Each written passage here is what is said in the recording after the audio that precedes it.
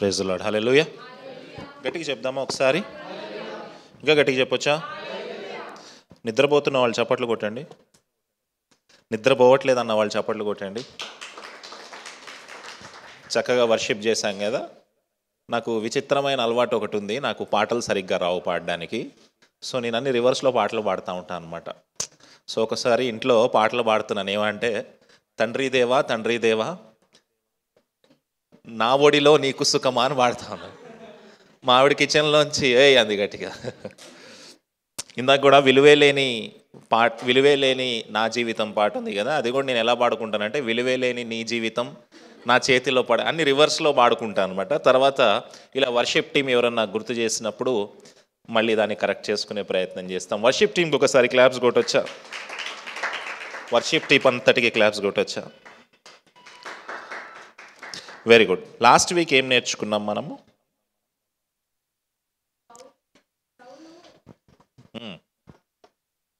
సౌలు, ఇది power point చూడండి ఒకసారి. ఓకే, సౌలు దమస్కుకు వెళ్ళడానికి స్టార్ట్ అవుతాడు. ఓకే, మధ్యలో దేవుని మాట వినిపిస్తుంది. ఓకే, నేల మీద పడిపోతాడు, కళ్ళు పోతాయి. ఓకే, ఆ తర్వాత యేసుకుమార్ ఏం చెప్పట్లేదు. ఇంకా అంతేనా అమ్మా? ఓకే, అననీయాని పంపిస్తాడు. ఎవరి దగ్గర పంపిస్తాడు? సౌలు దగ్గరికి పంపిస్తాడు. ఓకే, తర్వాత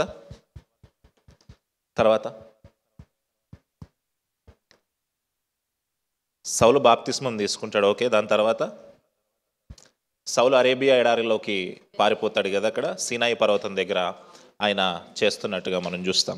ఒకసారి అపోస్తుల కార్యములు 9వ అధ్యాయము చివరి వచనంలోకి రండి. ఒకసారి అపోస్తుల కార్యములు 9వ అధ్యాయము చివరి వచనం 43వ వచనంలోకి రండి. ఒకసారి 43వ వచనంలోకి రండి. చదువుతారు అందరు కలిసి?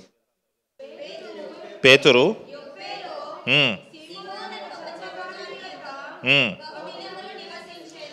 పేతురు యొప్పేలో సీమోను అను ఒక చర్మకారుని యొద్ద బహుదినములు నివసించెను. పేతురు యొప్పేలో ఉన్నాడంట. సీమోను అనే ఒక చర్మకారుని ఇంట్లో. ఎవరింట్లో? సీమోను అనే ఒక చర్మకారుడు అంటే తోలు ఒలిచేవాడు, జంతువుల తోలు ఒలిచేవాడు. నిజానికి ఇజ్రాయేలు ప్రజలకి తోలు ఒలుచుట అనేది నిషిద్ధము. ఇజ్రాయేల్ ప్రజలకి తోలు ఒలుచుట అనేది నిషిద్ధము. ఆ తోలు ఒలిచే చోటికి వీళ్ళు వెళ్ళకూడదు, లేదా ఆ తోలు ఒలిచే ఇంట్లో వీళ్ళు ఉండకూడదు. కానీ పేతురుని దేవుడు ఎక్కడ కూర్చోబెడుతున్నాడు, ఎక్కడ ఉండనిస్తున్నాడు అంటే, ఒక తోలు ఒలిచే వాళ్ళ ఇంట్లో ఉండనిస్తా ఉన్నాడు. ఎందుకు? నిష్ఠ కలిగిన యూదుడైన పేతురుని తీసుకొని వెళ్ళి తనకి ఇష్టము లేని చోట ఎందుకు దేవుడు ఉండమన్నాడు అనేది మనం ఈ అధ్యాయంలో మనం నేర్చుకుంటాం. అయితే ఈ అధ్యాయంలో మనం 2 విషయాలు గమనించాలి. ఏంటయ్యా 2 విషయాలు అంటే, ఇందులో 2 మత మార్పిళ్ళు జరుగుతాయి. ఈ అధ్యాయంలో 2 మత మార్పిళ్ళు జరుగుతాయి. ఒకటి, కొర్నేలి క్రైస్తవ మతంలోకి వస్తాడు. 2, పేతురు కూడా మత మార్పిడి అవుతాడు. 2 మత మార్పిళ్ళు జరుగుతాయి ఇందులో. దానికి ఏదైనా పేరు పెట్టుకోండి, 2 కన్వర్జన్స్ జరుగుతాయి దీనికి. ఒకటి ఏంటయ్యా అంటే, కొర్నేలి క్రైస్తవ మతంలోకి వస్తాడు. రెండోది ఏంటయ్యా అంటే, పేతురు కూడా తన మనసును మార్చుకొని లీగలిజం నుంచి పేతురు గ్రేస్ వైపుకి తిరుగుతాడు. అంటే ధర్మశాస్త్రము నుంచి కృప వైపుకి పేతురు మార్చబడతాడు. అది ఎలా మార్చబడతాడు అనే విషయాన్ని మనం ఒక్కొక్కటిగా తెలుసుకునే ప్రయత్నం చేద్దాం. 10వ అధ్యాయం 1వ వచనంలోకి రండి. ఒకసారి 10వ అధ్యాయం అపోస్తుల కార్యములు 10వ అధ్యాయము 1వ వచనంలోకి రండి. చదవాలి. ఇటలీ పటాల మనబడిన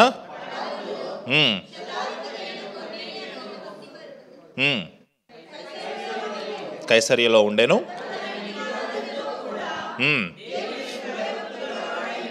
భయభక్తులు గలవాడై ఉండి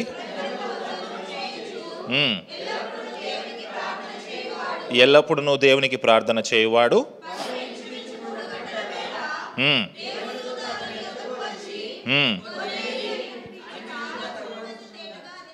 వెరీ గుడ్. ఇప్పుడు వరకు మనం చదివిన 4 వచనాల్లో మనకు ఒక క్యారెక్టర్ కనిపిస్తూ ఉంది. ఏంటి ఆయన పేరు? గట్టిగానండి, ఇంకా గట్టిగానండి. అక్కడ ఒక ఊరు పేరు కనిపిస్తూ ఉంది. ఏంటా ఊరు పేరు చెప్పండి. ఇటలీ పటాలమనబడిన పటాలములో శతాధిపతి అయిన కొర్నేలియను భక్తుపరుడొకడు కైసరియలో ఉండెను. ఎక్కడ ఉండెను? కైసరియా అనండి, ఇంకా గట్టిగానండి. Very good. ఇప్పుడు ఈ కైసరియా గురించి మనం కొన్ని విషయాలు తెలుసుకుందాం. బైబిల్లో నూతన నిబంధనలో 2 కైసరియలు ఉన్నాయి. ఎన్ని కైసరియలు ఉన్నాయి? 2 కైసరియలు ఉన్నాయి. ఇప్పుడు పేతురు ఎక్కడున్నాడు? అంతకుముందు వచనంలో పేతురు ఎక్కడున్నాడు?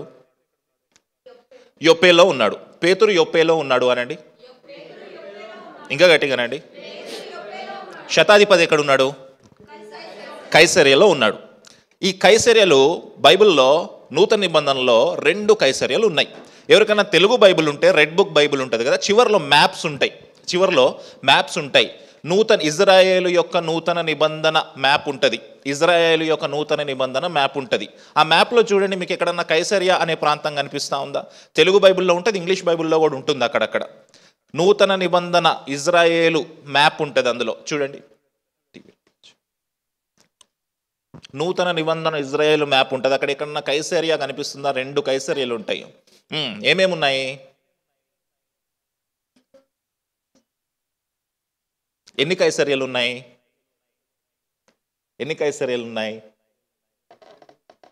ఓకే, ఒకసారి ముందుకు వెళ్దాం. మీ మ్యాప్లో కొంచెం ముందుకు వెళ్దాం. చూడండి, నెక్స్ట్ మ్యాప్కి వెళ్ళండి, ఇంకొక మ్యాప్కి వెళ్ళండి. Very good. ఈ మ్యాప్ మీకు బైబిల్లో కూడా కనిపిస్తుంది. ఈ మ్యాప్ నూతన నిబంధన ఇజ్రాయేల్ మ్యాప్. ఇది బైబిల్ చివరిలో కూడా మీకు కనిపిస్తుంది. ఒకసారి ఇటు టీవీ వైపు చూద్దాం. 2 కైసరియలు ఉన్నాయి. ఎన్ని కైసరియలు ఉన్నాయి? 2 కైసరియలు ఉన్నాయి. మొదటి కైసరియా ఏంటయ్యా అంటే కైసరియా ఫిలిప్పి. రెండో కైసరియా ఏంటంటే కైసరియా మారితిమా అనండి. ఇంకా గట్టిగానండి. ఇంకొకటి కైసరియా ఫిలిప్పి. అయితే ఈ 2 పట్టణాలకి ఈ పేర్లు ఎట్లా వచ్చాయంటే, మనము క్రిస్మస్ ప్రసంగాల్లో లూకాసు వార్త ధ్యానం చేసేటప్పుడు ప్రజాసంఖ్య రాయవలెనని కైసరు ఔగుస్తు వలన ఆజ్ఞ ఆయను అనే మాట ఉంటుంది కదా, ఆ కైసరు ఔగుస్తుని గౌరవిస్తూ ఈ 2 ప్రాంతాలకి ఆ పేరు పెట్టినట్టుగా మనం చూస్తాం. అయితే ఇప్పుడు ఈ 10వ అధ్యాయంలో మనం మాట్లాడుకుంటా ఉన్న కైసరియా, ఇక్కడున్న కైసరియా మారితిమ్మ, కైసరియా ఫిలిప్పు కాదు. ఎందుకు ఈ 2 విషయాలు మనం తెలుసుకోవాలి అంటే, దీని గురించి కూడా మనం మాట్లాడుకుంటాం. మ్యాప్లో తేడాలు వచ్చినాయి అనుకోండి, సువార్తలో తేడా వచ్చేస్తుంది. కుకట్పల్లి బంజారాహిల్స్ ఒకటి కాదు కదా. బంజారాహిల్స్ ఎక్కడుంది? అక్కడ ఉంది. కుకట్పల్లి ఎక్కడుంది? ఇక్కడ ఉంది. కుకట్పల్లిలో వావ్ చర్చ్ హైదరాబాద్లో ఉంది అన్నాం అనుకోండి, ఎక్కడ హైదరాబాద్లో ఉంది అని అడుగుతారు. అడిగినప్పుడు ఏమని చెప్తాం? KPHB 9th phase అని చెప్తాం, అంతేగాని బంజారాహిల్స్ అని చెప్తామా? ఒకవేళ నేను బంజారాహిల్స్ అని చెప్పాను అనుకోండి, అందరు ఎక్కడికి పరిగెడతారు? మన దృష్టి ఎక్కడికి పరిగెడుతుంది? బంజారాహిల్స్ వైపు పరిగెడుతుంది. అయితే ఈరోజు మన దృష్టి ఎక్కడ ఉండాలి అంటే కైసరియా మారితిమా అనే ప్రాంతం దగ్గర ఉండాలి. ఎన్ని కైసరియలు ఉన్నాయి టోటల్గా? 2 కైసరియలు ఉన్నాయి. ఇంకా ఈ కైసరియాకి ప్రత్యేకత ఏంటయ్యా అంటే, ఇది బీచ్ సిటీ. ఏం సిటీ? Beach city. మన ఇండియాలో బీచ్ సిటీస్ ఏమున్నాయి? గోవా, వైజాగ్ ఇట్లాంటివి ఉన్నాయి కదా, అట్లాంటి బీచ్ సిటీ. చక్కగా పర్యాటకులు ఎక్కువగా ఉండే చోటు. అంత మాత్రమే కాదు, అక్కడ 2000 సంవత్సరాల క్రితమే యేసుక్రీస్తు టైంలో రోమియోలు హార్బర్ కట్టారంట. అక్కడ ఫిషింగ్ హార్బర్ కట్టారు. ఇప్పుడు ఫిషింగ్ హార్బర్ అనేవి మనం చూస్తూ ఉన్నాం, కానీ 2000 సంవత్సరాల క్రితమే ఫిషింగ్ హార్బర్ కట్టారు. ఒకటేమో బీచ్ సిటీ, టూరిస్టులు బాగా ఉంటారు. రెండోదేమో ఫిషింగ్ హార్బర్, వ్యాపారము బాగా జరుగుతుంది. ఏం బాగా జరుగుతుంది? ఫస్ట్ది ఏంటి? బీచ్ సిటీ, టూరిస్టులు చాలా బాగా ఉంటారు, అందమైన బీచ్లు ఉంటాయి అక్కడంతా. రెండోది ఏంటంటే ఫిషింగ్ హార్బర్ ఉంది అక్కడ. ఆ ఫిషింగ్ హార్బర్ ఏంటి అంటే వ్యాపారము బాగా జరిగే చోటు, ఎక్కువగా జనాల తాకిడి ఎక్కువ ఉంటుంది. ఇంకో మూడో విషయం ఏంటంటే పొంతి పిలాతు యొక్క హెడ్ క్వార్టర్స్ కూడా ఇక్కడే ఉన్నాయి. పొంతి పిలాతుని ఎప్పుడు చూసారు చివరిసారి? మనము ఎప్పుడు చూస్తాము? యేసుక్రీస్తుని సిలువేసినప్పుడు చూస్తాం కదా. అయితే పొంతి పిలాతు యొక్క హెడ్ క్వార్టర్స్ ఇక్కడ ఉన్నాయి అంటే ఆ నగరం ఎంత బ్యూటిఫుల్గా ఉండుంటుంది. రోడ్లన్నీ నీట్గా వేసేసి ఉంటాయి, సెక్యూరిటీ బాగా ఉంటుంది. అందులోనూ గోవా లాంటి బీచ్ సిటీ, జనాలు బాగా తిరుగుతూ ఉంటారు. అందులోనూ హార్బర్ సిటీ, ఆ హార్బర్ సిటీలో వ్యాపారం బాగా జరుగుతుంది. అంటే బాగా ధనవంతులు ఉంటారు, చక్కని బిల్డింగ్లు ఉంటాయి, కార్లు ఉంటాయి, వైజాగ్ సిటీ లాగా BMW కార్లు తిరుగుతూ ఉంటాయి, ఏ సందులో చూసినా. అలాంటి ప్రాంతంలో ఒక వ్యక్తి ఉన్నాడంట. ఆ వ్యక్తి పేరేంటి? కొర్నేలి. ఇప్పుడు కొర్నేలి గురించి కొన్ని విషయాలు ఆ 4 వచనాల్లో మనం చదివాం. కొర్నేలి గురించి 4 వచనాల్లో ఏమేం తెలుసుకున్నారో ఒకసారి ఫాస్ట్గా చూసి చెప్పండి నాకు. శతాధిపతి, భక్తిపరుడు, దేవుని యందు భయభక్తులు గలవాడు, బహుధర్మము చేయువాడు, ప్రార్థన చేయువాడు అని ఎలా తెలిసింది? ఉందా అక్కడ? ఎల్లప్పుడూ ప్రార్థన చేయువాడు. ఇంకో విషయం ఏంటయ్యా అంటే, మనకి 3వ వచనంలో ఒక ఇంపార్టెంట్ డీటెయిల్ ఉంది. ఏంటంటే పగలు ఇంచుమించు 3 గంటల వేళ. ఎప్పుడు? జనరల్గా యూదులు పొద్దున్నే 3ంటికి లేచి ప్రార్థన చేస్తారంట. ఎన్నింటికి లేచి ప్రార్థన చేస్తారు? మీలో 3ంటికి లేచి ప్రార్థన చేసే వాళ్ళు చేయొద్దండి ఒకసారి. పోనీ 4ంటికి? ఆ విషయాలు నేను అప్పుడే పడుకుంటాను అన్నట్టు. పోనీ 4ంటికి లేచి ప్రార్థన చేసే వాళ్ళు చేయొద్దండి. పోనీ 5ంటికి లేచి, 6ంటికి, 7, 8, పోనీ ప్రార్థన చేసే వాళ్ళు చేయొద్దండి.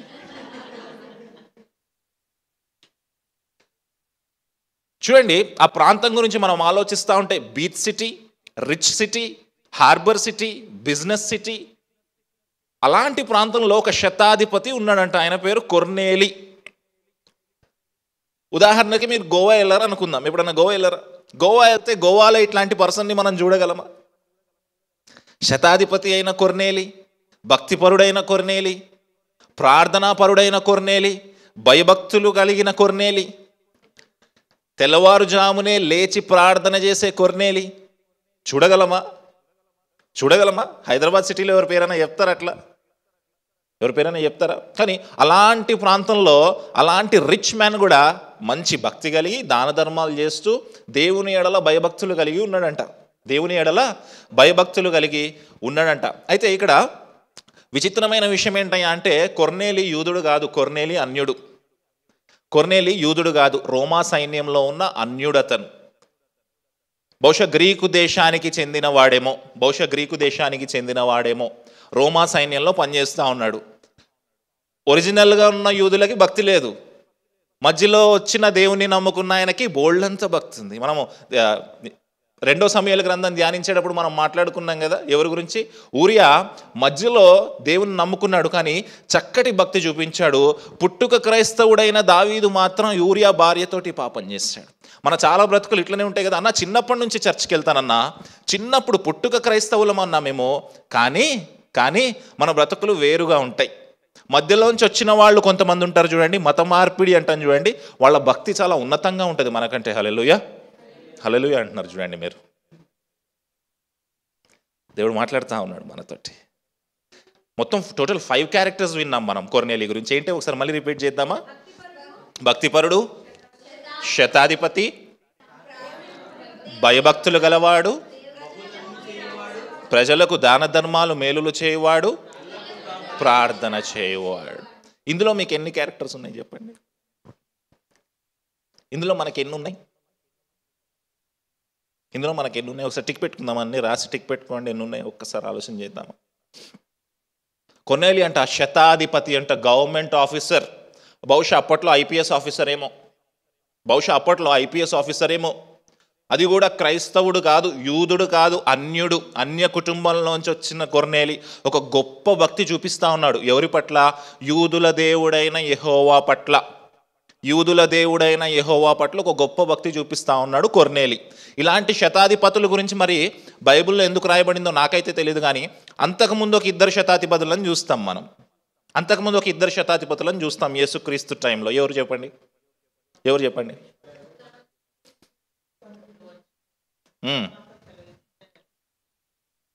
ఎగ్జాక్ట్లీ. నువ్వు వచ్చి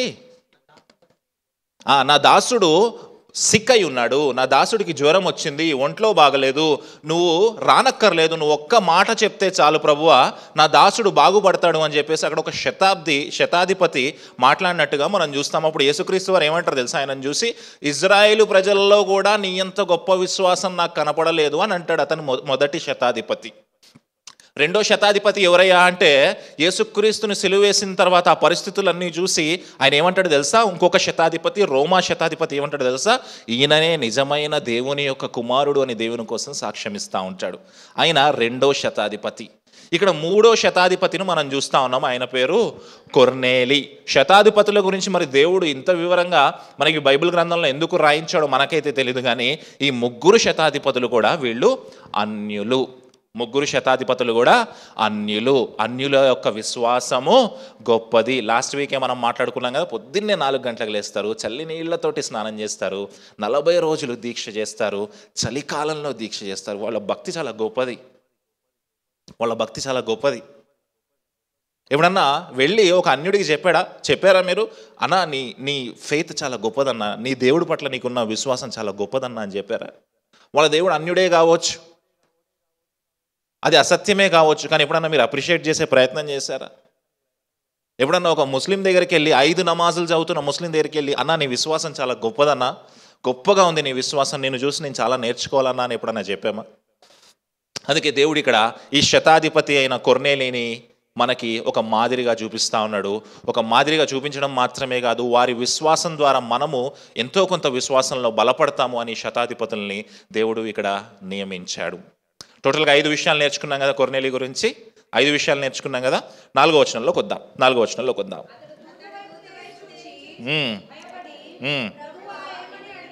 ప్రభువా ఏమని అడిగాను?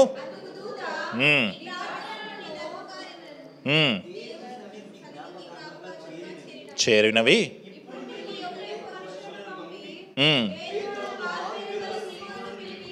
పేతురు అను మారు పేరు గల సీమోన్ను పిలిపించుము.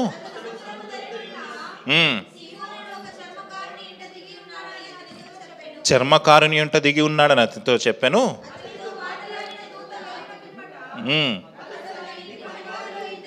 తన ఇంటి పనివారిలో 2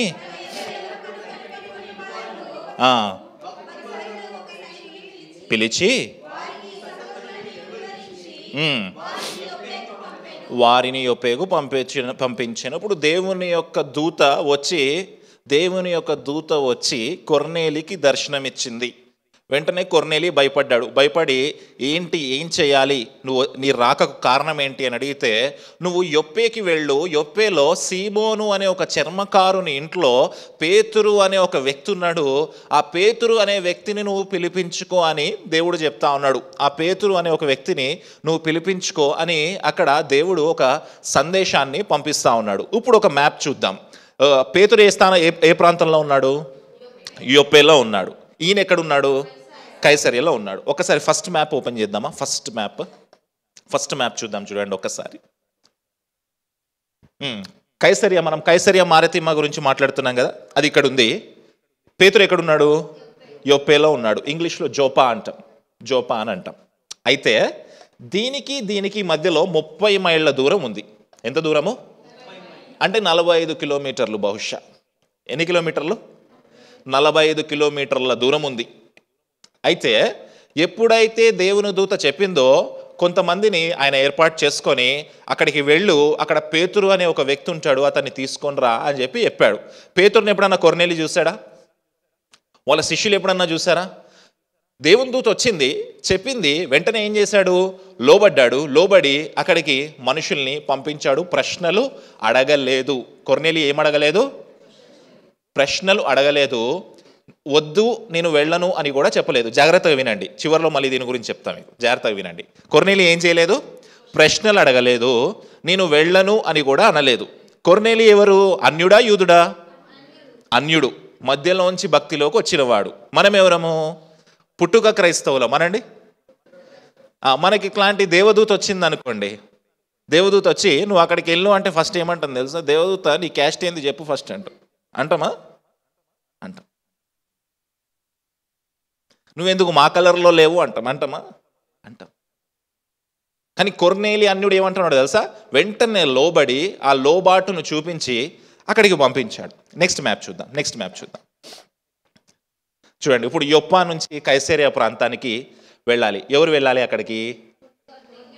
కొర్నేలి కైసరియా నుంచి యొప్పాకి పంపించాడు. ఇప్పుడు యొప్పా నుంచి కైసరియాకి ఎవరు వెళ్ళాలి? పేతుర్ని తీసుకొని వాళ్ళు వెళ్ళాలి. ఇప్పుడు ఇక్కడ 3 గంటలకి కొర్నేలికి దర్శనం వచ్చింది. అక్కడ మన హీరో గారు పేతురు గారు ఏం చేస్తా ఉన్నారో చూద్దాం. అక్కడ మన పేతురు గారు ఏం చేస్తున్నారో చూద్దాం. తర్వాత వచనం చూద్దాం, 9వ వచనం.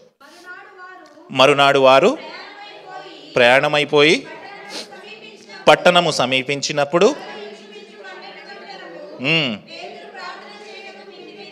పేతురు ప్రార్థన చేయుటకు మిద్ది మీదే ఎక్కిన. పేతురు గారు ఏం చేస్తా ఉన్నారు?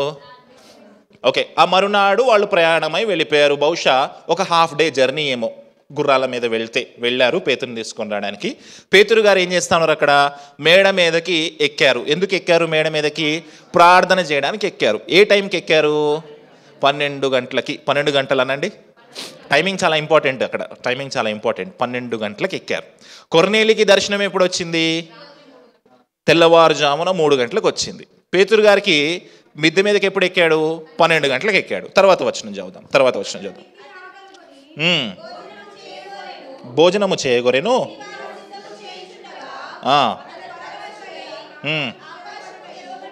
ఆకాశము తెరువడటయు.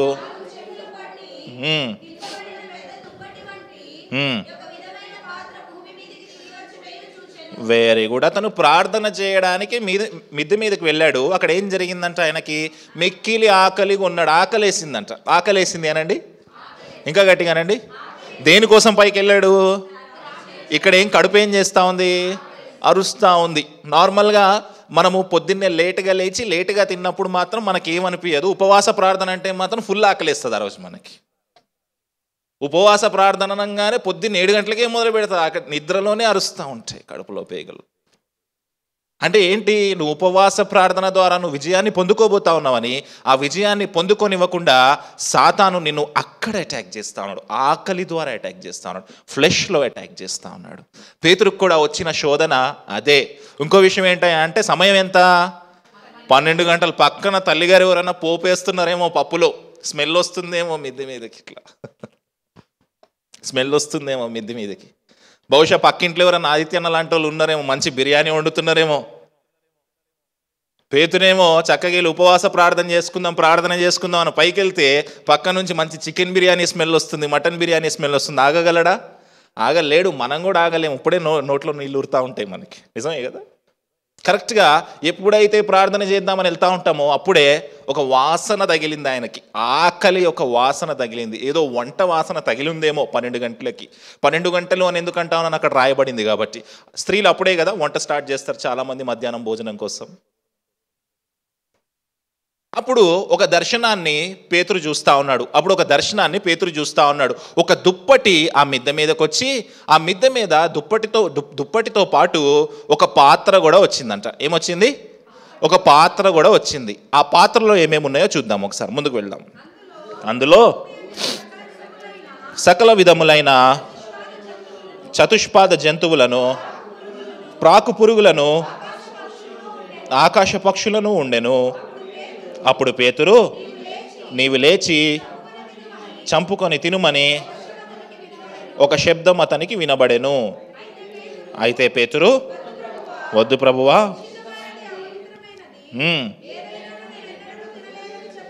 చెప్పగా. ఇప్పుడు ఒక దుప్పటి మిద్దె మీదకి వచ్చింది, పాత్ర వచ్చింది. ఆ పాత్రలో ఏమేమి ఉన్నాయంట? చతుష్పాద జంతువులు, అంటే 4 కాళ్ళు కలిగిన జంతువులు అన్నీ ఉన్నాయి అందులో. ఇంకేమున్నాయి? ప్రాకే పురుగులు. బహుశా ఏమేమి ఉన్నాయో అందులో. ఇటు చూడండి, నన్ను చూడండి ఒకసారి. అందులో ఏమేమి ఉన్నాయో నేను ఒక్కోసారి ఎవరైనా ఫోన్ చేసి అన్న మీటింగ్ ఉంది పలానా డేట్ అని చెప్తారు. ఓకే అంటాను. కరెక్ట్గా ముందు రోజు ఫోన్ చేస్తారు. ఫోన్ చేసి అన్న మీకోసం ఏం కుక్ చేయమంటారు అంటారు. నేను అంటాను మనుషుల్ని తప్ప ఏదైనా తింటాను నేను. ఏవేవో కనిపిస్తున్నాయంట ఆయనకి. ఎందుకు ఆ దర్శనం చూపిస్తా ఉన్నాడు? పేతురు ఎవరింట్లో ఉన్నాడు? చర్మకారుని ఇంట్లో, చర్మము వలిచేవాని ఇంట్లో ఉన్నాడు. అక్కడ పేతురు ఒక దర్శనాన్ని చూస్తా ఉన్నాడు. ఆ దర్శనంలో చాలా రకాల జంతువులు, చాలా రకాల ఆకాశ పక్షులు, పాకేవి, ఎగిరేవి, దొర్లేవి అన్నీ ఉన్నాయంట. బహుశా పాము కూడా ఉందేమో అందులో. దేవుడు ఏమంటాడు తెలుసా? చంపి నువ్వు తిను అంటా ఉన్నాడు. పేతురు వద్దు, నేను తినను అంటున్నాడు. ఎందుకు పేతురు వద్దు అనడానికి ఒక రీజన్ ఉంది. నెక్స్ట్ ఫోటో చూద్దాం. ఒక రీజన్ ఉంది. ఆ ఫోటో ఏంటో చూద్దాం ఒకసారి. ఎందుకు వద్దు అన్నదానికి ఒక రీజన్ ఉంది. అందులో పేతురుకి ఏం కనిపించాయో అనే దానికి ఒక రీజన్ ఉంది. ఒకసారి ఇది చూడండి, అందరు దీన్ని జాగ్రత్తగా గమనించండి. వీటిని మనము కోషర్ మీట్ అంటాం. ఏమంటాం? ఇది నాన్ కోషర్. ఇప్పుడు ముస్లిమ్స్లో హలాల్ హరామ్ అని ఉంటుంది కదా, హలాల్ మాత్రమే వాళ్ళు తింటారు, హరామ్ తినరు. అలాగే యూదులకి కూడా కోషేర్ ఉంది, నాన్ కోషేర్ ఉంది. అయితే ఈ కోషేర్లో ఉన్నవి మాత్రమే వాళ్ళు తినాలి, ఈ నాన్ కోషేర్లో ఉన్నవి తినడానికి వీలు లేదు. కోషేర్లో ఏమేమి ఉన్నాయి చూడండి, కవ్వు ఉంది, షీప్ ఉంది, గోట్. కవులో కూడా అన్ని తినడానికి వీలు లేదు. కవులో కూడా ఫ్రంట్ పార్ట్ మాత్రమే తినాలి. ఇక్కడ చూడండి, ఈ బ్యాక్ పార్ట్ తినడానికి వీలు లేదు. వాళ్ళు కవ్వు తినేటప్పుడు ఫ్రంట్ పార్ట్ మాత్రమే కోషేర్, బ్యాక్ పార్ట్ మాత్రం నాన్ కోషేర్. అక్కడ చెడుతనము ఉంటుంది అని చెప్పి దేవుడు వాళ్ళని తినొద్దన్నాడు. అక్కడ అనారోగ్య సమస్యలు వస్తాయి అనే మాటకి వాళ్ళని తినొద్దన్నాడు. నాన్ కోషేర్లో ఏమేమి ఉన్నాయి చూడండి, పిగ్ ఉంది, ర్యాబిట్ ఉంది, కంగరు ఉంది, వల్చర్, ఈగల్, ఔల్, పీతలు ఉన్నాయి, షార్క్ ఉంది, బర్గర్ ఉంది, రొయ్యలు కూడా తినొద్దు అని ఉంటుంది. రొయ్యలు కూడా తినడానికి వీలు లేదు. ఈ నాన్ కోషర్ మీట్లో మనం ఏమేమి తినేస్తాం ఒకసారి ఆలోచించండి. లాస్ట్ మాత్రం బాగా తింటారా? పీతలు తిన్నారా? పీతలు తింటారు. షార్క్ ఆంధ్ర వాళ్ళు చెప్పాలి, ఈస్ట్ వెస్ట్ గోదావరి వాళ్ళు బాగా తింటారు షార్క్, పీతలు. రొయ్యలు తింటారా? రొయ్యలు కూడా తినడానికి వీల్లేదు, అది కూడా ఈ లిస్ట్లోనే ఉంది. ఇందులో ఏమేమి తిని ఉంటారు? అన్నీ వేసేసి ఉంటారు కదా, అన్నీ మ్యాక్సిమం వేసేసి ఉంటారు కదా. ఇప్పుడు చూడండి, పేతురుకి కనపడతా ఉన్న దర్శనంలో ఇవి కూడా కనిపిస్తున్నాయి.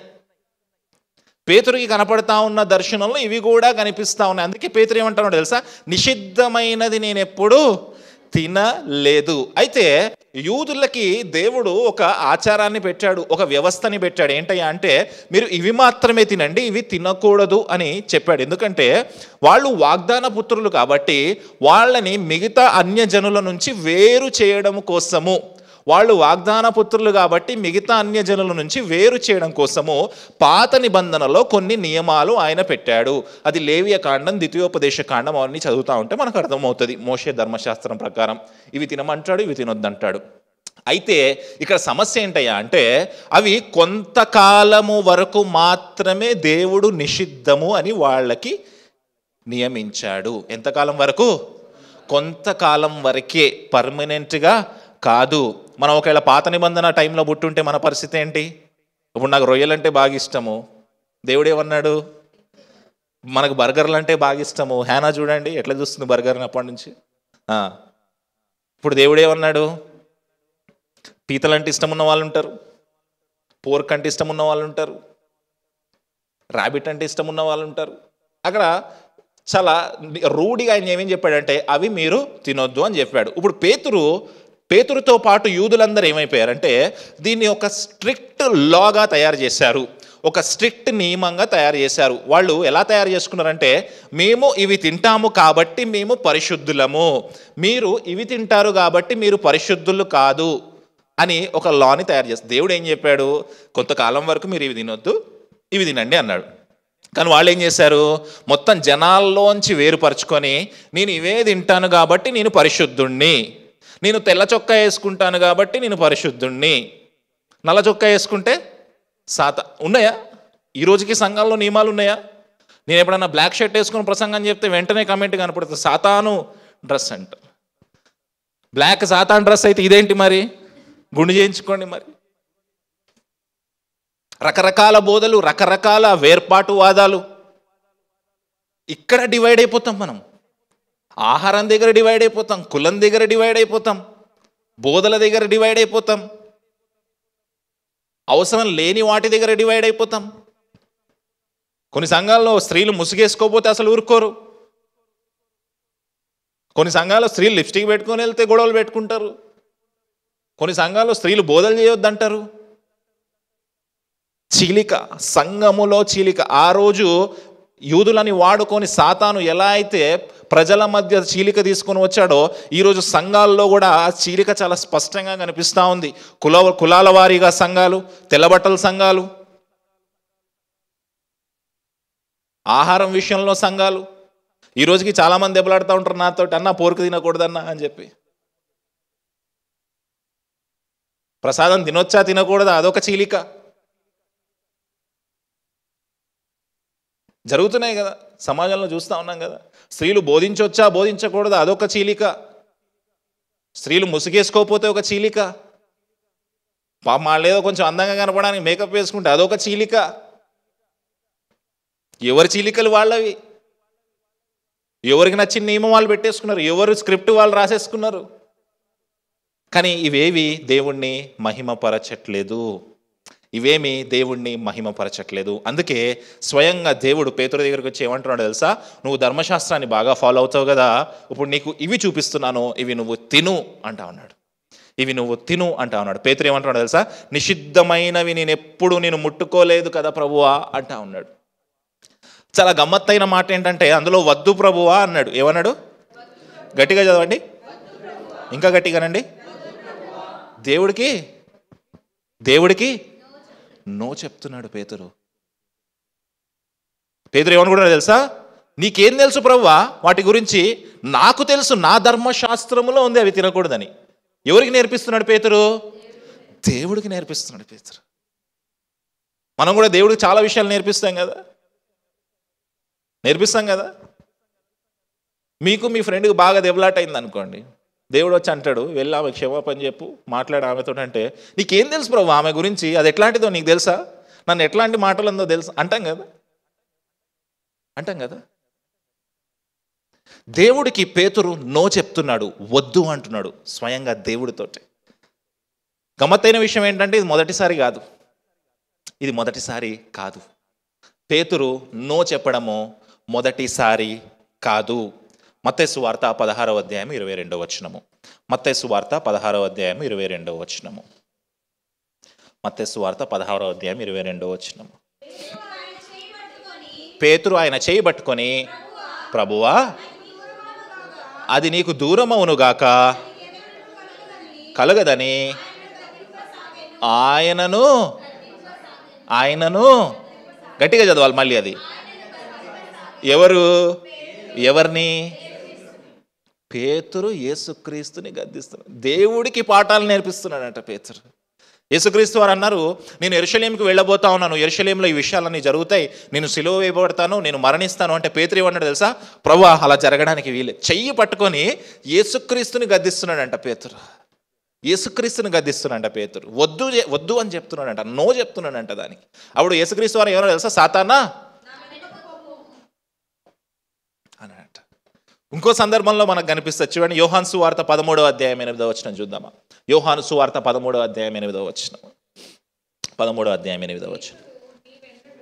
పేతురు నీవెన్నడును నా పాదములు కడగరాదని ఆయనతో నేను. యేసుక్రీస్తు వారు పాదాలు కడిగే పరిచర్య చేస్తున్నారంట. ఇటు చూడండి ఒకసారి, నన్ను చూడండి.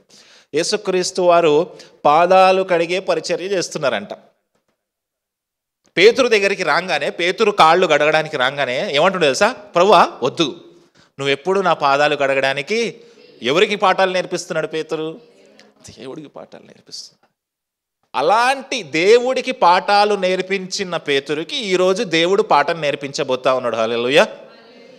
ఒకవేళ మనం దేవుడికి ఏదన్నా పాఠాలు నేర్పిస్తా ఉన్నామా, ఈరోజు దేవుడు మనకి పాఠం నేర్పించబోతా ఉన్నాడు. ఇక్కడ విచిత్రమైన విషయం ఏంటంటే, దేవదూత వచ్చి అన్యుడైన కొర్నేలికి విషయాన్ని చెప్పినప్పుడు కొర్నేలి ఏం చేశాడు? లోబడ్డాడు. పుట్టుక క్రైస్తవుడైన పేతురు, యేసుక్రీస్తుతో తిరిగిన పేతురు, యేసుక్రీస్తుతో తిరిగి భోజనం చేసిన పేతురు దగ్గరికి స్వయంగా దేవుని స్వరమే వచ్చి విషయం చెప్తా ఉంటే ఏమంటున్నాడు? నో చెప్తున్నాడు. ఇంకో గమ్మత్తైన డీటెయిల్ ఉంది ఇక్కడ, పేతురు గారి తండ్రి పేరు ఎవరైనా చెప్తారా?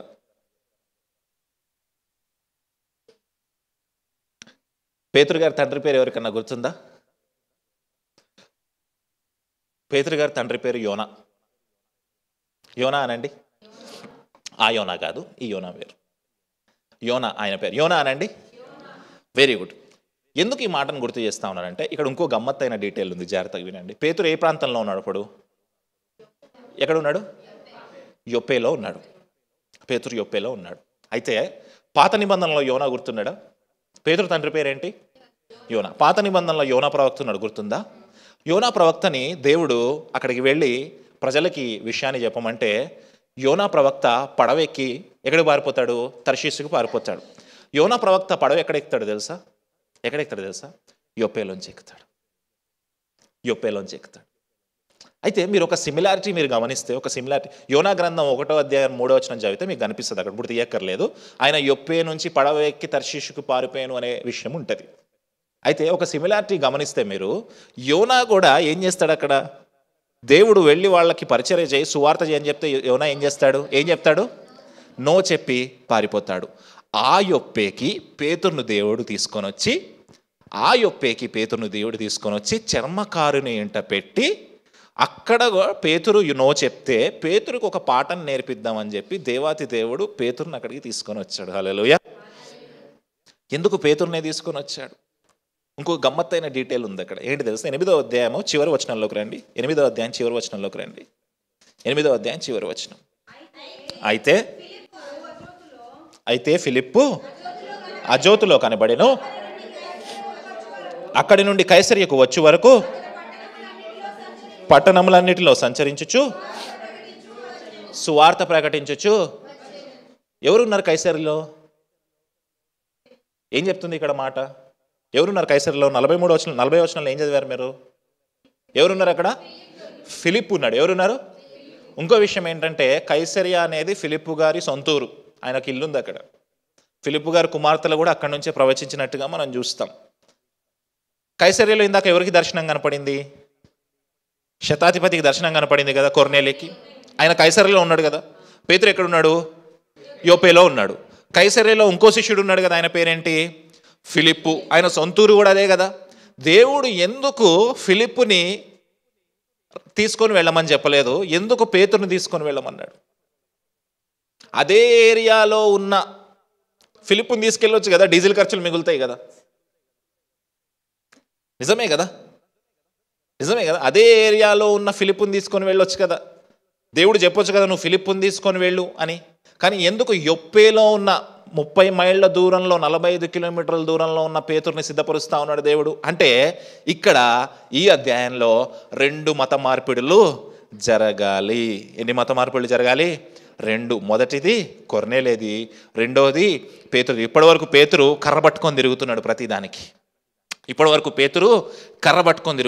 ధర్మశాస్త్రాన్ని పట్టుకొని తిరుగుతున్నాడు. కానీ దేవుడు పేతురుకి కృప అంటే ఎలా ఉంటుంది నేర్పించాలి అనుకున్నాడు. అన్యుల ఇంటికి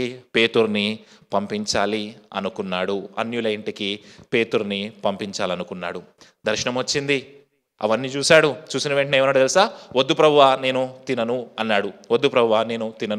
పేతురు ఎవరితోటి తిరిగాడు? యేసుక్రీస్తుతో తిరిగాడా? మరి యేసుక్రీస్తు చెప్పిన మాట ఒకటి మర్చిపోయాడు. మార్కు సువార్త 7వ అధ్యాయము 18వ వచనము.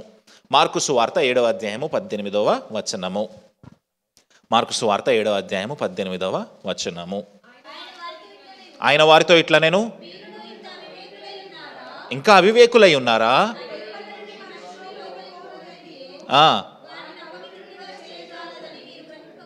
అపవిత్రునిగా చేయజాలదని. ఫస్ట్ వాళ్ళని ఏమని తిట్టాడు? మీరు ఇంకా తెలివి తక్కువ వాళ్ళలాగా ఉన్నారా? ఇటు చూడండి, మీరు ఇంకా తెలివి తక్కువ వాళ్ళలాగా ఉన్నారా? మన ఈ మధ్య ఎప్పుడో రెస్టారెంట్కి వెళ్ళిన తర్వాత సల్మాకి అక్కడ అంతా తినేసిన తర్వాత మనం ఇప్పుడు కప్ప తిన్నాము అని చెప్పాను నేను. ఆ రోజు నుంచి మళ్ళీ మాతోటి రావట్లేదు తను. కప్ప ఇంకా పోర్క్ తిన్నాము అని చెప్పాను, సరదాగా చెప్పాను, అది నిజం కాదు. ఆ రోజు నుంచి తను అదే అనుకొని ఇంకా అవివేకులుగా ఉన్నారా? ఏది తినాలి ఏది తినకూడదు ఆ డిస్కషన్లో ఉన్నారా? ముసుగు వేసుకోవాలి వేసుకోకూడదు ఆ డిస్కషన్లో ఉన్నారా? తెల్లబట్టలు కానీ ఆ డిస్కషన్లో ఉన్నారా? స్త్రీలు బోధించాలి బోధించకూడదు ఆ డిస్కషన్లో ఉన్నారా? ఇవన్నీ పక్కన పెట్టి వీటన్నిటికంటే గొప్ప సువార్త భారము మీ మీద నేను ఇవ్వబోతా ఉన్నాను, ముందు దాని మీద ఫోకస్ చేయండి రా తెలివి తక్కువ వాళ్ళారా అని దేవుడు మనతో మాట్లాడుతూ ఉన్నాడు. హల్లెలూయా. అవసరం లేని డిస్కషన్స్, అవసరం లేని డిబేట్స్. ప్రసాదం తినొచ్చాను ఒకటి అంటాడు, తినొద్దాను. నీకు ఎందుకు? తింటే తిను, తినకపోతే మాని. అది డిస్కషన్ ఎందుకు? అనవసరమైన విషయాలు. క్రైస్తవ భక్తి జీవితంలో 2 విషయాలు ఉంటాయి, ఎసెన్షియల్, నాన్ ఎసెన్షియల్. అవసరమైనవి, అవసరం లేనివి. అవసరమైనవి ఏంటంటే మారు మనసు, పాప క్షమాపణ, భక్తి జీవితము, రక్షణ అనుభవము. ఇవి అవసరం లేని ఏంటయ్యా అంటే తెల్లబట్టలు, మేకప్లు, ప్రసాదాలు. అవి వేటి గురించి చర్చ జరుగుతూ ఉంది ఇప్పుడు?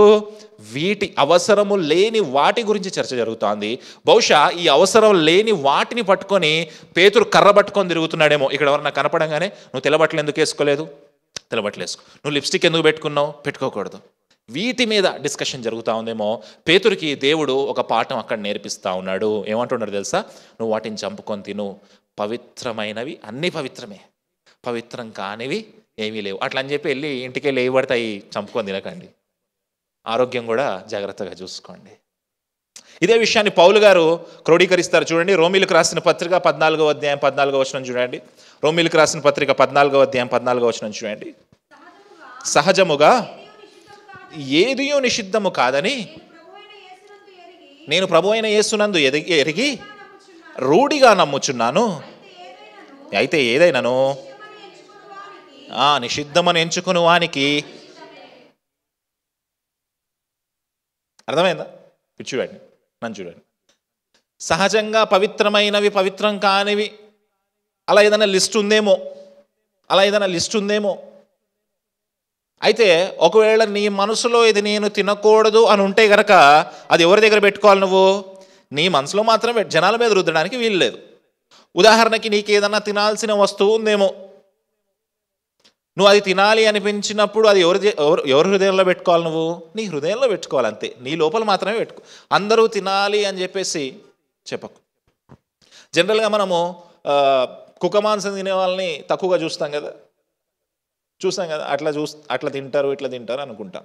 మణిపూర్ వెళ్ళినప్పుడు ఒక పాస్టర్ గారితో మాట్లాడుతూ ఉన్నాను అనమాట. మీరు ఎందుకు తింటారు ఇట్లా అని అడిగితే ఆయన అన్నాడు, మేము కుక్క మాంసం తింటామని చెప్పేసి మీరు మమ్మల్ని తక్కువగా చూస్తున్నారు, కానీ విషయం ఏంటంటే మా పేదరికం ఎంత పేదరికం అంటే మా పూర్వీకులు కుక్కను కూడా చంపుకొని తిన్నారు అంటే ఎంత పేదరికంలో మేము ఉండుంటాం ఒకసారి ఆలోచించారా అన్నాడు. నిజమే కదా, వాళ్ళు ఎంత పేదరికంలో ఉంటే కుక్కను కూడా చంపుకొని తినే పరిస్థితి వచ్చింది వాళ్ళకి. ఇప్పుడు వాడి దగ్గరికి వెళ్ళి నువ్వు ఇది తినకూడదు, నువ్వు అక్కడికి వెళ్ళి నాకు ఇదే కావాలి అంటే, ఒకసారి ఎక్కడో పలాస లోపల ఇంటీరియర్ ప్రాంతంలోకి వెళ్ళాం, కరెంట్ లేదు, ఏమీ లేదు. టీ ఇచ్చారు వాళ్ళు, టీ తాగాం. టీ తాగిన తర్వాత పాస్టర్ గారు రండి మనం అట్లా నడుచుకుంటూ వెళ్దామని పక్కకు తీసుకుని వెళ్తే పెద్ద హోల్ ఉంది. హోల్లో వాటరు బ్లూ, గ్రీన్, బ్రౌన్ కలర్లో మిక్స్ అయి ఉంది. ఏంటి ఇవేంటి, నీళ్ళేంటి అన్న? ఇవి మేము వాడుకుంటాము అన్నారు. నేను అన్న ఇందాక టీ ఇచ్చారు కదా, దేంతో పెట్టారు అన్న? వీటితోటే అన్నారు.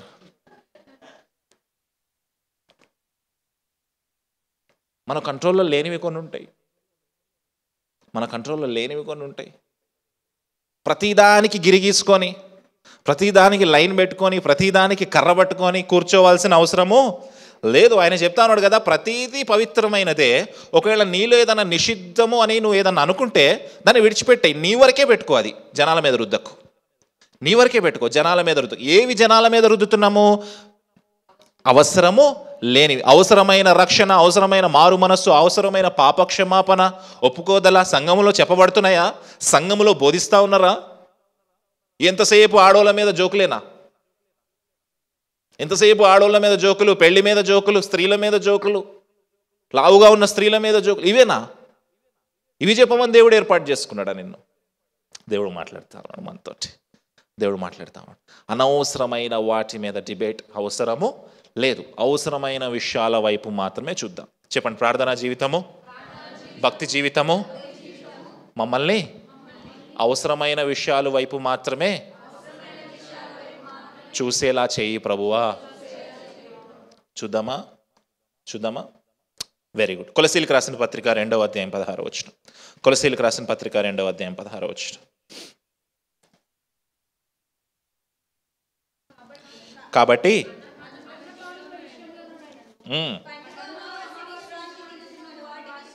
అన్నపానముల విషయమైనను, పండుగ, అమావాస్య,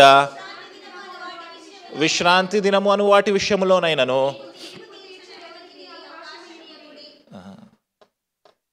దేని విషయంలో తీర్పు లేదంట? ఆ తీర్పు తీర్చే పని లేదంట. పండుగల విషయాలు, అన్నపాన విషయాలు దేవుడు మాట్లాడతాడు. ఒకసారి చూడండి.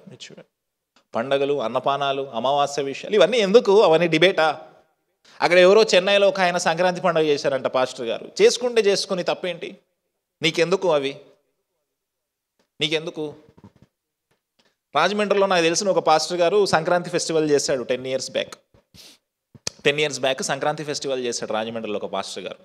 నాకు బాగా తెలిసిన పాస్టర్ గారు సంక్రాంతి ఫెస్టివల్ చేసి, చర్చ్ కాంపౌండ్లో సంక్రాంతి ఫెస్టివల్ చేసి ముగ్గుల పోటీలు పెట్టాడు ఆడవాళ్ళకి.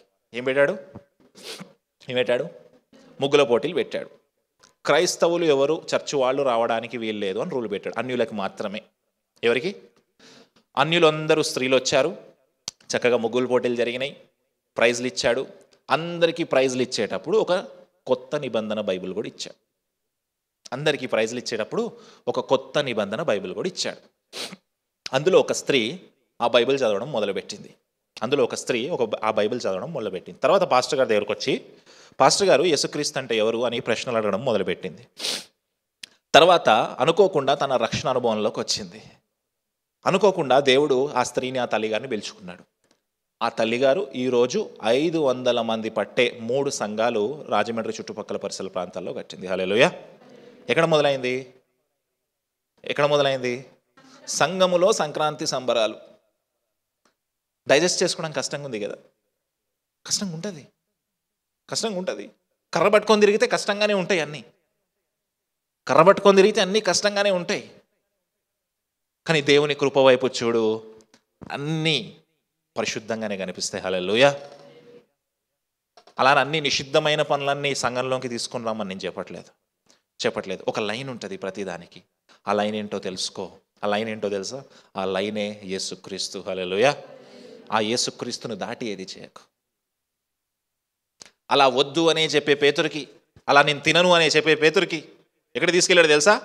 అక్కడే తీసుకెళ్ళాడు. చాలామంది ఏమంటారు తెలుసా? అన్న నేను చాలామంది ఎంత కులపిచ్చి వాళ్ళు ఉంటారంటే, అన్న నేను వాళ్ళ ఇంట్లో నీళ్ళు కూడా తాగనన్నా అంటాడు. ఎందుకు తాగవు? అన్న నేను వాళ్ళ ఇంట్లోకి వెళ్ళనన్నా అంటాడు. ఎందుకు వెళ్ళవు? క్రైస్తవుడే, సేవకుడే. దేవుడు ఈరోజు దాన్ని తిప్పబోతా ఉన్నాడు, దాన్ని మార్చబోతాడు. మీరు ఎవరన్నా ఇలా అనుకుంటున్నారా? నేను వాళ్ళ ఇంటికి వెళ్ళను, నేను వాళ్ళ ఇంట్లో నీళ్ళు తాగను, వాళ్ళతో పెళ్లి సంబంధాలు కుదుర్చుకోను. నో. పేతురుని ఎక్కడ తీసుకెళ్ళాడు తెలుసా? ఏ ఇంటికైతే పేతురు జీవితాంతం వెళ్ళకూడదు అన్నాడు, ఆ ఇంటిలోకే పేతురుని దేవుడు తీసుకుని వెళ్ళాడు. హల్లెలూయా. ఏ ఇంట్లో అయితే పేతురు భోజనం చేయకూడదు అనుకున్నాడో ఆ ఇంటిలోకే పేతురుని దేవుడు తీసుకుని వెళ్ళాడు. హల్లెలూయా. గోడలు గీసేసుకుంటాం కదా, మనకి గోడలు గీసుకొని కూర్చుంటాం కదా. దేవుడు మాట్లాడుతున్నాడు. ముందుకు వెళ్దాం. అపోస్తల కార్యంలోకి వచ్చేసాయి.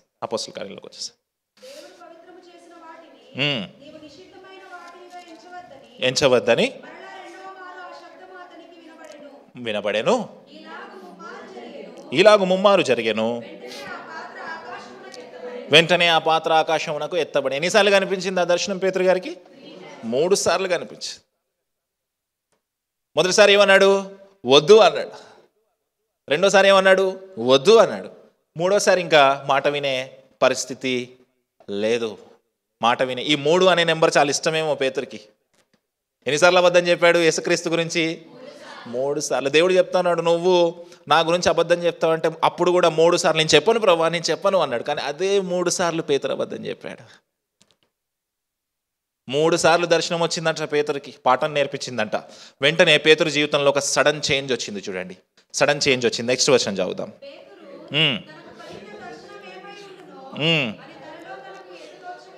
ఎటు తోచక ఉండగా ఏదని విచారించి తెలుసుకొని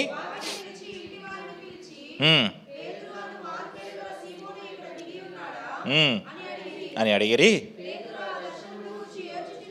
పేతురు ఆ దర్శనం గూర్చి యోచించుచుండగా, ఇదిగో 3 మనుషులు నేను వెతుకుచున్నారు, నువ్వు లేచి క్రిందకి దిగి సందేహింపక వారితో కూడా వెళ్ళుము, నేను పంపి ఉన్నానని అతనితో చెప్పాను. పేతురు ఆ మనుషుల యొద్దకు దిగివచ్చి, వెతుకువాడను నేనే. అక్కడ ఆగుదాం. ఇటు చూడండి ఒకసారి. ఇప్పుడు పేతురు ఆ దర్శనాన్ని చూసి తలబట్టుకొని గోక్కుంటున్నాడు. ఏం అర్థం కావట్లేదు, ఇదేందబ్బా నాకు ఇట్లా వచ్చింది అని తల గోక్కుంటా ఉన్నాడు. ఇప్పుడు ఇంకొక స్వరం వినిపిస్తూ ఉంది పేతురుకి. ఏమన్నాడు తెలుసా? ఒక 3 వ్యక్తులు నీ కోసం వచ్చారు, నువ్వు వాళ్ళతోటి వెళ్ళు. ఏమనుంది అక్కడ? సందేహింపక, నీవు లేచి క్రిందకి దిగి సందేహింపక వారితో కూడా వెళ్ళుము అన్నాడు. అదే టైంకి కొర్నేలి పంపించిన 3 అక్కడికి వచ్చారు. చూడండి, ఇక్కడ కూడా ముగ్గురే. కొర్నేలి పంపించిన 3 అక్కడికి వచ్చారు. ఓకే, అయితే ఇక్కడ పేతురు మీద ఎందుకు నాకు కోపం వస్తుందంటే, పేతురు మీద నాకు ఎందుకు కోపం వస్తుందంటే 21వ వచనం చదవండి. 21వ వచనం చదవండి. దిగి వచ్చి, ఇదిగో మీరు వెతుకువాడను నేనే. ఏమడిగాడంట? దేవుడి స్వరం ఏం చెప్పింది? సందేహింపక. పేతురు ఏమన్నాడు?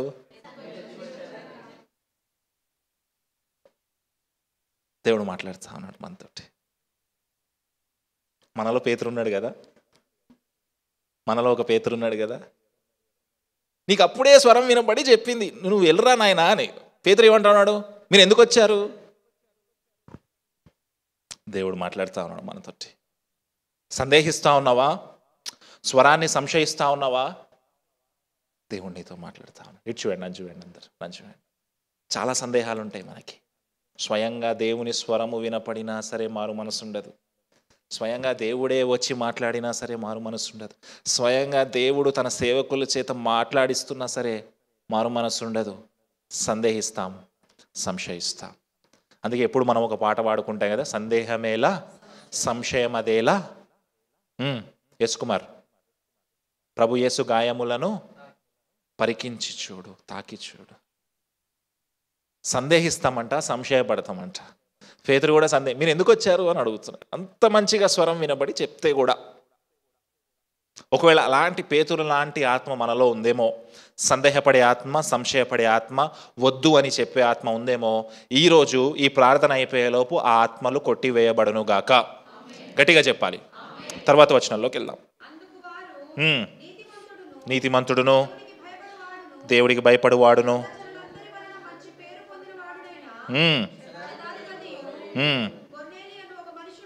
ఒక మనుషుడున్నాడు,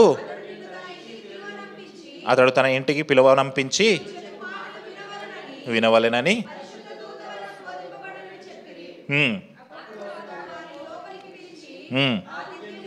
ఆతిథ్యం ఇచ్చెను. మరునాడు అతను లేచి బయలుదేరెను, సహోదరులను వారితో కూడా వెళ్ళిరి, కైసరులో ప్రవేశించిరి.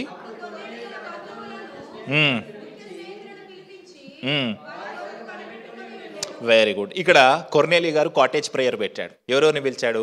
స్నేహితుల్ని, బంధువుల్ని అందరినీ పిలిచి ఒక కాటేజ్ ప్రేయర్ పెట్టించాడు. ఎవరి కోసం వెయిటింగ్? స్పీకర్ గారి కోసం వెయిటింగ్, పేతురు గారి కోసం వెయిటింగ్. ఇప్పుడు పేతురు గారు ఇంట్లోకి ఎంట్రీ ఇచ్చారు. ఎంట్రీ ఇచ్చిన తర్వాత ఏం జరిగింది చూద్దాం ఒకసారి. అతన్ని ఎదుర్కొని అతని పాదముల మీద పడి నమస్కారము చేశాను. ఏం చేశాడంట? ఇటు చూడండి, నన్ను చూడండి ఒకసారి. దేవదూత చెప్పింది పేతురు గురించి అంటే, పేతురు చాలా గొప్పోడై ఉంటాడు అనుకున్నాడు కొర్నేలి. పాపం అనుకున్నాడు. కొర్నేలి భక్తిపరుడు, కొర్నేలి ప్రార్థనాపరుడు, దాన ధర్మాలు చేస్తాడు. కొర్నేలి శతాధిపతి, మంచోడు. అయినప్పటికీ కొర్నేలి జీవితంలో ఒకటి కొదువుగా ఉంది, ఒకటి తక్కువైంది. ఏంటి అది అంటే, యేసుక్రీస్తు తక్కువయ్యాడు కొర్నేలి జీవితంలో. ఆ యేసుక్రీస్తు ఎవరు అని బోధించడానికి దేవుడు పేతురుని ఏర్పాటు చేసి తీసుకొని వచ్చాడు. అయితే కొర్నేలికి తెలియని తనం వల్ల, ఏంటి తెలియకపోవడం వల్ల, ఎప్పుడైతే ఇంట్లోకి పేతురు ప్రవేశించాడో కొర్నేలి ఏం చేశాడు? కాళ్ళ మీద సాష్టాంగపడి నమస్కారం చేశాడు. అంటే పేతురుని దేవుడు అనుకున్నాడు, దేవుడిలాగా ట్రీట్ చేశాడు అక్కడ కొర్నేలి. తెలియని తనం వల్ల, తెలియక. అయితే పేతురు ఎలా రెస్పాండ్ అయ్యాడు చూడండి అక్కడ. అందుకు పేతురు, నీవు లేచి నిలువుము, నేను కూడా నరుడనే అని చెప్పి అతని నువ్వు వెంటనే లెగు, ఇలా కాళ్ళ మీద పడటానికి వీలు లేదు. నేను కూడా నరుడనే, నేను దేవుణ్ణి అవ్వడానికి వీలు లేదు. దేవాతి దేవుడు ఒకే ఒక్కడు ఉన్నాడు, ఆయన ప్రభు అయిన యేసుక్రీస్తు అని అక్కడ పేతురు సాక్ష్యం చెప్తా ఉన్నాడు. అక్కడ పేతురు సాక్ష్యం చెప్తా ఉన్నాడు. అయితే అయితే ఒక ఇంపార్టెంట్ విషయం చూపిస్తాను మీకు, ఒక ఇంపార్టెంట్ విషయం చూపిస్తాను. పేతురు గారిని Roman Catholic church Roman Catholic church తమ మొదటి పోప్ అనుకుంటారు వాళ్ళు. ఇప్పుడు పోపు గారు ఉన్నారు కదా, ఆయన 350 ఎంతో, ఆయన నెంబర్ 350 మరి సరిగా గుర్తులేదు నాకు. పేతురుని వాళ్ళు తమ మొదటి పోప్ అనుకుంటారు, మొదటి పోప్. అయితే రోమన్ క్యాథలిక్ వాళ్ళు పేతురు గారిని ఎలా ట్రీట్ చేస్తారో ఒకసారి చూద్దాం. సెయింట్ పీటర్స్ క్యాథడ్రల్ అని రోమ్లో ఒక సంఘం ఉంది, అక్కడ రోమన్ క్యాథలిక్ సంఘం ఉంది. అక్కడ బ్రాన్స్తో చేసిన పేతురు గారి ఇది ఉంది, విగ్రహం ఉంది. దాన్ని వీళ్ళు ఏం చేస్తారో చూద్దాం, ఒకసారి చూద్దాం, ఫోటో చూద్దాం. ఇదిగోండి పేతురు గారి విగ్రహం. అది ఏం చేస్తున్నారు వీళ్ళు, జూమ్ చేయొచ్చు దాన్ని. నెక్స్ట్ ఫోటోకి వెళ్దామా, నెక్స్ట్ ఫోటోలో క్లియర్గా ఉంటుంది. ఏం చేస్తున్నారు?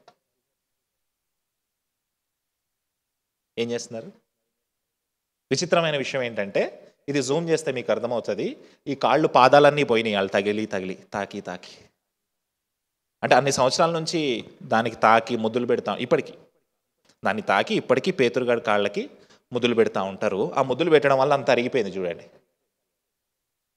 పేతురు గారికి ఏం పోయినాయి, వేళ్ళు పోయినాయి. పేతురు గారికి ఏం కావాలి అప్పుడు, అటు సైడ్ వేళ్ళు బాగానే ఉన్నాయి, ఇటు సైడ్ వేళ్ళు పోయినాయి. అది కూడా కుడికాలే తగులుతున్నారంట వాళ్ళు. ఇప్పుడు రోమన్ క్యాథలిక్ సంఘానికి ఏం కావాలి? ఇప్పుడు రోమన్ క్యాథలిక్ సంఘాన్ని సరిచేయడానికి ఎవరు రావాలి? పేతురు గారే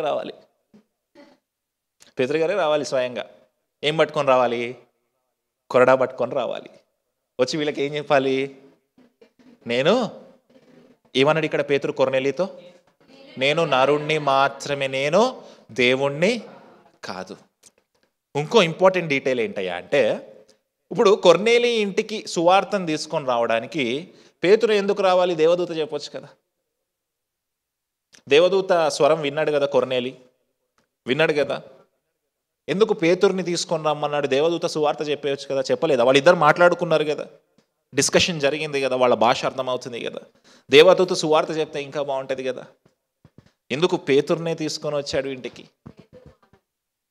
అదొక రీజన్. ఇంకొక రీజన్ కూడా ఉంది. ఏంటయ్యా ఆ రీజన్ అంటే, దేవదూతలకి సువార్త చెప్పే అధికారము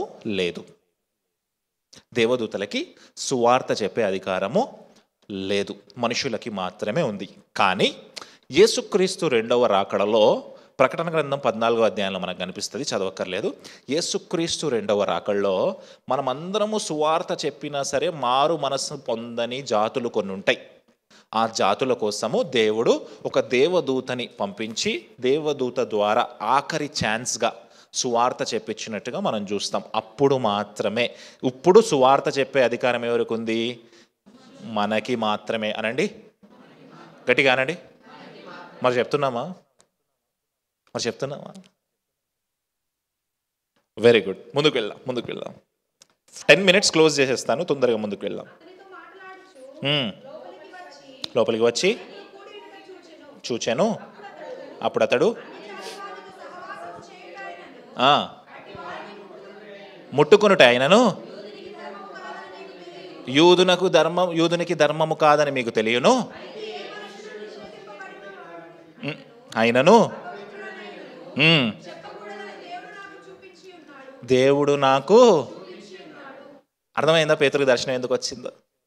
పేతురు మనసు మారిందా? పేతురు ఏం చేస్తాడో తెలుసా? అన్యుల ఇంట్లోకి మేము వెళ్ళడానికి మాకు నిషిద్ధము, అన్యులను ముట్టుకోవడానికి కూడా మాకు నిషిద్ధం. ఎందుకంటే అన్యుల్ని కుక్కలు అనేవారు వాళ్ళు అప్పట్లో. మాది మాత్రమే ఒరిజినల్ బ్రీడ్, ఒరిజినల్ బ్లడ్ అనేవారు యూదులు. అన్యుల ఇంట్లోకి మేము వెళ్ళడానికి వీలు లేదు. కానీ దేవుడు నాకు దర్శనం చూపించాడు కాబట్టి నా మనసు మారింది. ఇప్పుడు నేను అన్యుల ఇంట్లోకి వచ్చి సువార్త చేస్తున్నాను అంటాడు. ఆ సువార్త ఏంటో చూడండి ఒకసారి.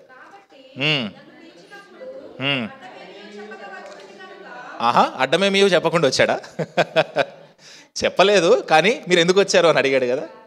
Very good. నెక్స్ట్ వచనం చదువుదాం. వారితో చెప్పాను. అందుకు కొర్నేలి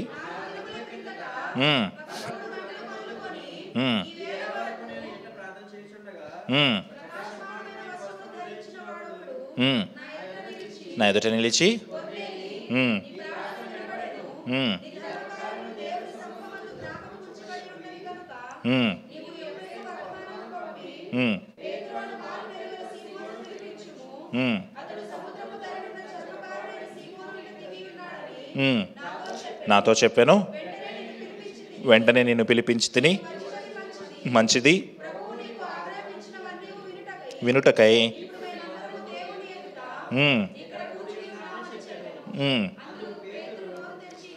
వెరీ గుడ్. ఫ్యామిలీని అందరినీ గ్యాదర్ చేశాడు. తనకు వచ్చిన దర్శనాన్ని ఏంటో పేతురుకి చెప్పాడు. పేతురుకి చెప్పిన వెంటనే ఏమంటున్నాడో తెలుసా? మేమందరము దేవుడు నీతో పలికించబోతా ఉన్న మాటలు వినడానికి మేము సిద్ధంగా ఉన్నాము, నువ్వు చెప్పే వాక్యం వినడానికి మేము సిద్ధంగా ఉన్నాము అని కొర్నేలి అంటున్నాడు, ఐపీఎస్ ఆఫీసర్. మనం సిద్ధంగా ఉన్నాం మా వాక్యం విన్నారని. చాలామంది చాలా కారణాలతో కొన్ని సంఘాలకు వెళ్తారు, నేను కమెంట్ చేయను. వాక్యం మాత్రం ఉండదు, మిగతా అన్నీ ఉంటాయి అక్కడ. కానీ కొర్నేలి ఏమంటాడో తెలుసా? వాక్యము వినడానికి నేను సిద్ధంగా ఉన్నాను, నాతో పాటు నా కుటుంబం మొత్తం సిద్ధంగా ఉంది. ఏం వాక్యము? దేవుడు నీతోటి ఏవైతే పలికిస్తాడో అన్నీ వినడానికి మేము సిద్ధంగా ఉన్నాము అని లోబడటం మాత్రమే కాదు, తన హృదయాన్ని ఒక పాత్రగా చేసుకొని, ఒక ఖాళీ పాత్రగా చేసుకొని పేతురు ఎదుట ఆ పాత్రను పెడతా ఉన్నాడు కొర్నేలి. పెట్టి ఈ పాత్రను వాక్యము ద్వారా నింపు ప్రభువా అని చెప్పి ఒక ప్రార్థన చేసినట్టుగా మనం చూస్తాం. తర్వాత వచనం చదువుతాం.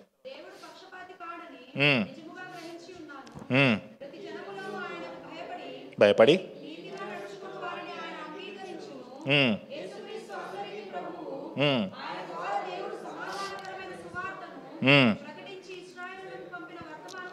మీరు ఎరుగుదురు, తరువాత మీకు తెలియను. అదేదనగా దేవుడు నజరేయుడైన యేసును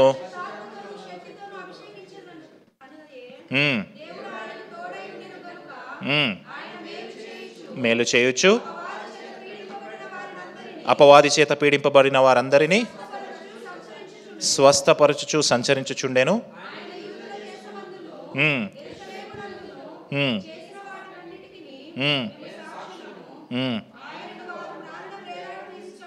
వెరీ గుడ్. ఒక చిన్న ప్రసంగం చెప్తా ఉన్నాడు పేతురు అక్కడ.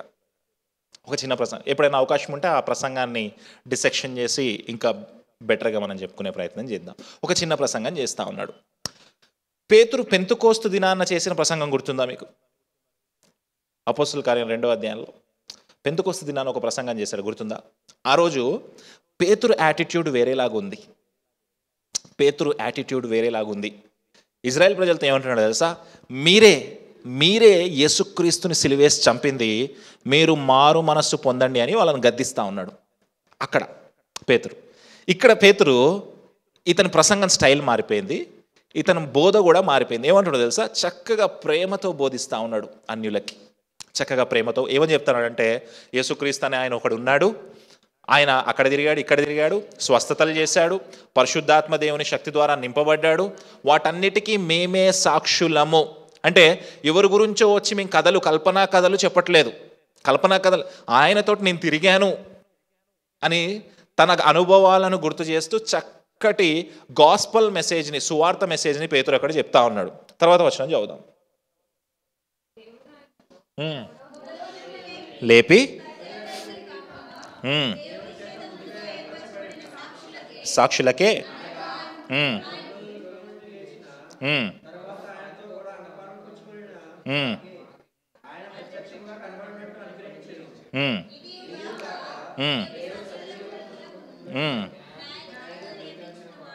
ఈయనే మాకు ఆజ్ఞాపించెను, ఆయన యందు విశ్వాసం ఉంచువాడు ఎవరు?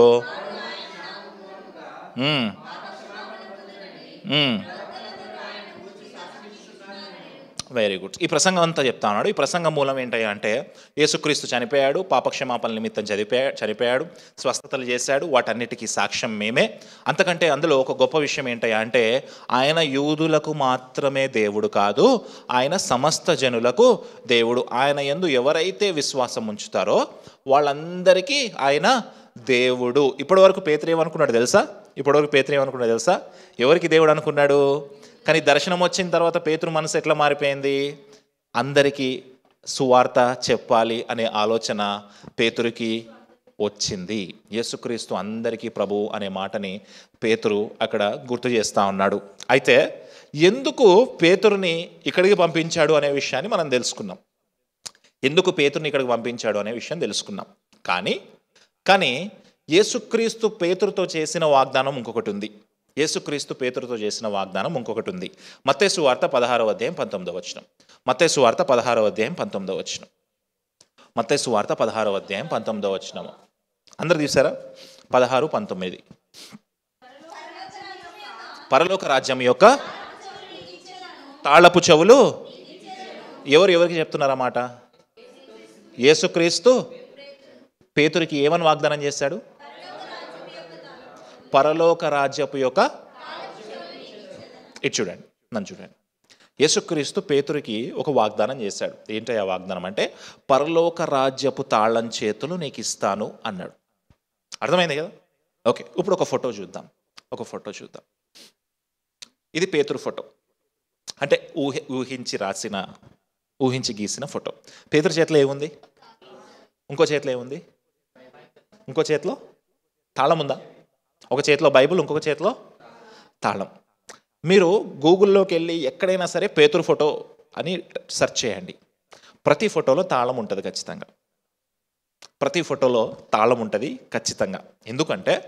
ఎందుకంటే యేసుక్రీస్తు పేతురుకు వాగ్దానం చేశాడు కదా, పరలోక రాజ్యపు తాళం చేతులు నువ్వు తెరుస్తావు. ఇప్పుడు ఆ తాళము పేతురు దగ్గర ఉంది, కానీ అతను ఇప్పటివరకు ద్వారం తెరవలే. ఆ తాళం పేతురు దగ్గర ఉంది, కానీ ఆ ద్వారము పేతురు ఇప్పటి వరకు తెరవలేదు. ఇప్పుడు పేతురుకు అవకాశం వచ్చింది. ఎవరింటి దగ్గర అవకాశం వచ్చింది? కొర్నేలి ఇంటి దగ్గర. ఇప్పుడు కొర్నేలి ఇంటి దగ్గర కాటేజ్ ప్రేయర్ జరుగుతుంది. బైబిల్ పట్టుకున్నాడు, తాళం పట్టుకున్నాడు, సువార్త చెప్పాడు. బైబిల్ పట్టుకున్నాడు, తాళం పట్టుకున్నాడు. అంటే నిజంగా తాళం పట్టుకున్నాడు అని కాదు, ఊహించుకోండి అలాగా. తాళం పట్టుకున్నాడు, సువార్త చెప్పాడు. సువార్త చెప్పిన తర్వాత అక్కడ ఒక రక్షణ కార్యం జరుగుతుంది. తర్వాత చదువుదామా? 44వ వచనం చదువుదాం. పేతురు ఈ మాటలు ఇంకా చెప్పుచుండగా అతని బోధ విన్న వారందరి మీదకి. పేతురు బోధ ఇంకా ఫినిష్ అవ్వలే, బోధించడం ఫినిష్ అవ్వలే, ఇంకా మాటలు చెప్పుచుండగా ఆ మధ్యలోనే పరిశుద్ధాత్మ దేవుడు వింటున్న వారందరి మీదకి వచ్చాడంట. అందరి మీదకి వచ్చాడు. తర్వాత వచనం చదువుదాం. విశ్వాసులందరూ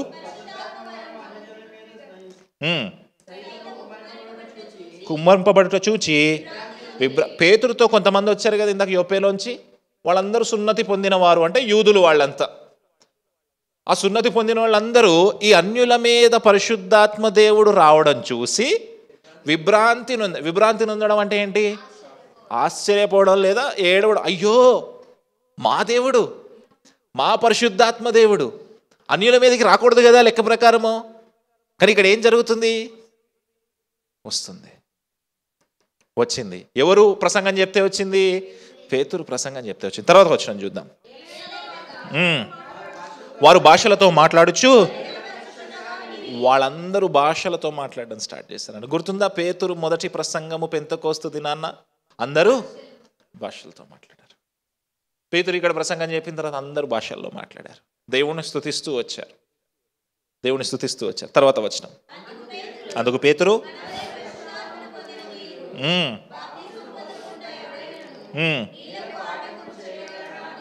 అని చెప్పి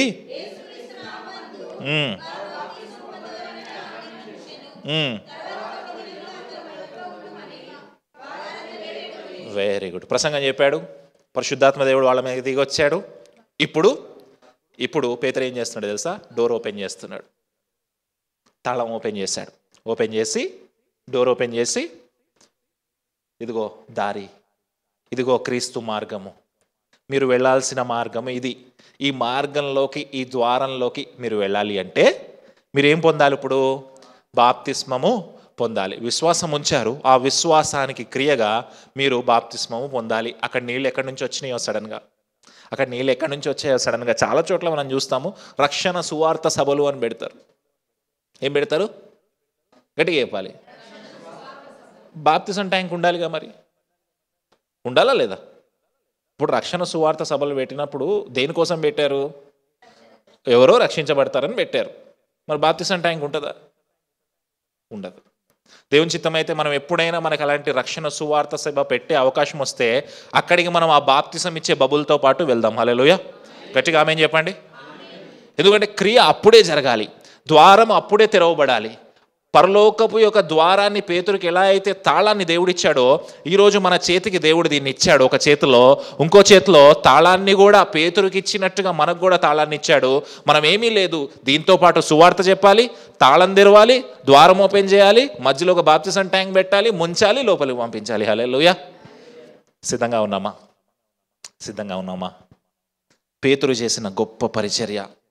బహుశా పేతురు కర్రబట్టుకొని తిరిగాడేమో, బహుశా పేతురు కర్రబట్టుకొని తిరిగాడేమో, ఇదే కరెక్ట్ అనుకున్నాడేమో, నేను చెప్పిందే కరెక్ట్ అనుకున్నాడేమో, మా చర్చే గొప్పది అనుకున్నాడేమో, మా వర్షిప్పే చాలా బాగుంటుంది అనుకున్నాడేమో, నేను చెప్పిన వాక్యమే గొప్ప వాక్యం అనుకున్నాడేమో. కానీ పేతురుని దేవుడు ఎక్కడ తీసుకొని వచ్చాడంటే నిషిద్ధమైన వాటిని చూపించి తినమనే స్థితికి తీసుకొని వచ్చాడు పేతురుని. ఒకవేళ నువ్వు అలాంటి నిషిద్ధమైనవి అని కొన్ని ఏమన్నా బౌండరీస్ పెట్టుకున్నావా నీ హృదయంలో? నిషిద్ధమైనవన్నీ చెరిపేసాయి, నీకు అసలు ఏ బౌండరీ అంటే లేదు. ఒకటే ఒక బౌండరీ, అది యేసుక్రీస్తు మాత్రమే. హల్లెలూయా. యేసుక్రీస్తుని దాటి ఏ పని చేయకు తమ్ముడు, చెల్లి. దేవుడు నీతో మాట్లాడుతూ ఉన్నాడు. దేవుడు నీతో మాట్లాడుతూ ఉన్నాడు. నీ జీవితంలో చాలా బౌండరీస్ ఉండొచ్చు కాక. ఒకసారి లేచి నిలబడదామా. నీ జీవితంలో చాలా బౌండరీస్ ఉండొచ్చు కాక.